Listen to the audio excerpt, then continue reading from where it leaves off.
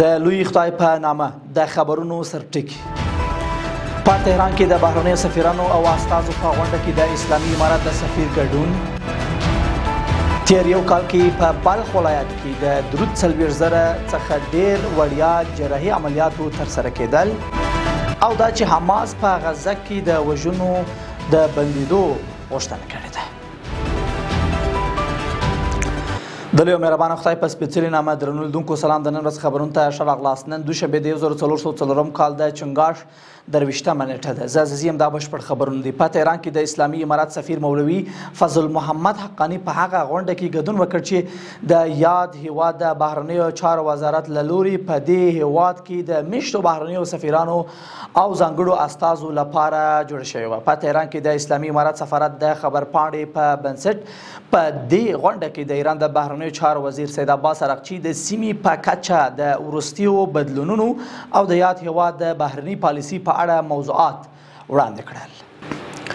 د افغانستان برېښنا شرکت عمومي اجرایوي رئیس ډاکټر عبدالباري عمر د قزاقستان او ازبکستان هیواد له پانګوالو سره د برېښنا انرژي د تولید په برخه کې د پانګونې خبرې کړې دي.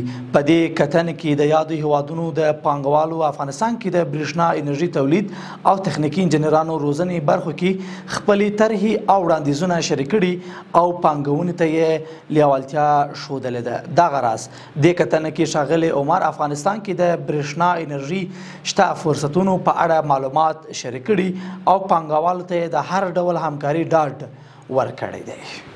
د خبرونو دوام. د عامه روغتیا وزارت وایي چې په تیر یو کال کې په بلخ ولایت کې د ابو علي سینای بلخي حوزوي روغتون کې درود 40,000 وړیا جراحي عملیات په بریالیتوب سره ترسره شوي دي. یاد عملیات 10,380 ستر جراحي عملیات او درود 13,400 واړه جراحي عملیات شامل دي.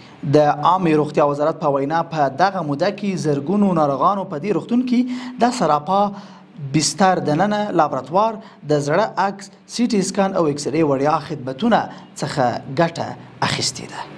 او وروستی خبر ده چې حماس اسلامي غورځنګ او د فلسطین اسلامي جهاد په یوه ګډه اعلامیه کې ویلي چې له اسرائیلو سره هر ډول مذاکرات باید په غزه څانګه کې جګړه پای ته ورسوي. په یاد اعلامیه کې زیاته شوې چې ټول اسرائیل باید له غزې څانګې څخه ووځي، بندرونه خلاص او د یادې سیمې بیا رغونه پیل شي. دغه اعلامیه د حماس اسلامي غورځنګ او د فلسطین د اسلامي جهاد استازو له کتنو وروسته خپره شوې ده.